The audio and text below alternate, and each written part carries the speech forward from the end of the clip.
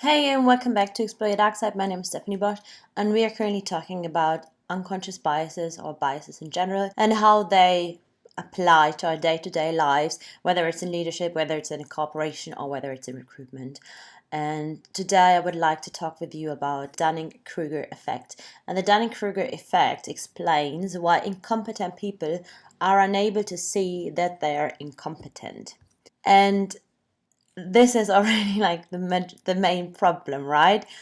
Often, by the way, this is true for most of us, whether we're competent or incompetent. We all have areas where we are competent, and we have areas where we're completely and utterly incompetent.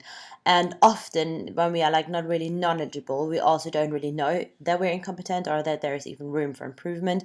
And I think one good way to tell whether someone is really good and really knowledgeable in one area or another is if they are easy to give quick answers. Because often things are a bit more complicated than they seem, right?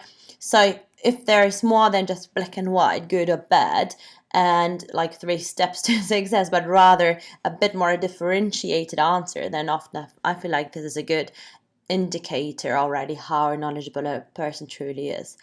And the problem is, though, that most of us do overestimate our own abilities.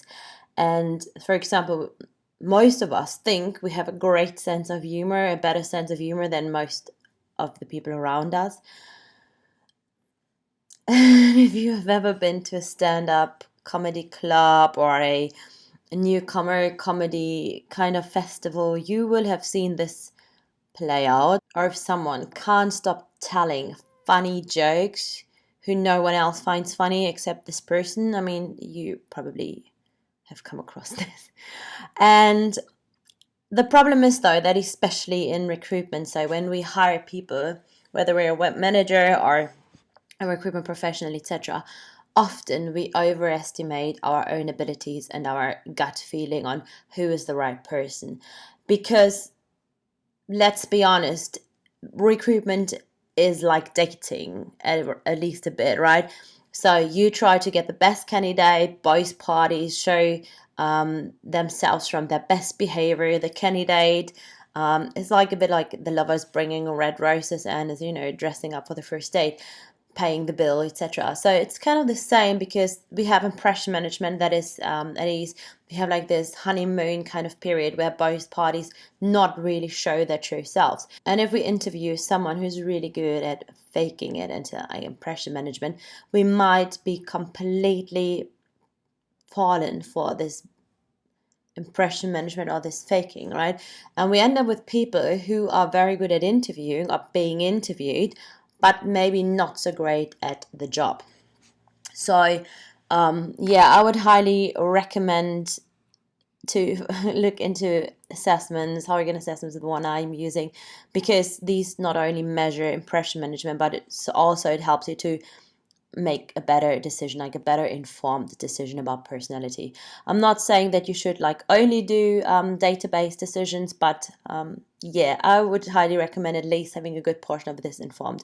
It's, by the way, the same with investment decision. If you know me, you might have known that I'm a banker. I worked 6 years for Deutsche Bank back in Germany. I worked in management consulting for banks, and when I studied my BA in banking, we spoke obviously also about like portfolio theory, behavioral economics, etc. And the problem is that we way too often overestimate our incompetence and we're way too confident in what we're doing. And we are emotionally driven, right? So we sell shares when we shouldn't sell them, and we buy shares when we shouldn't buy them. So, for example, usually it would be like, this is not, by the way, financial advice, but usually, this is like the stock market, so it goes up and down, it's quite volatile, and you would want to buy the shares when they are at the lowest, and you obviously want to sell them when they're at the highest. However, people think, oh my God, it must, get further up, or oh no, I can't do this because I have a loss that I would realize.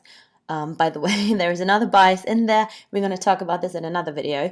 But yeah, so there's like loads of moments where we are being led by emotions, where we're not really rational, and also where we might just simply not be that competent in doing it. I think way too often we overestimate our own abilities, and Yeah, I think the problem is if you're really incompetent, you don't really know how incompetent you are, and this is what the Dunning Kruger effect is. If you have any examples, then please let me know. I'm obviously very interested in them, and I will talk to you in the next video. Take care. Bye bye.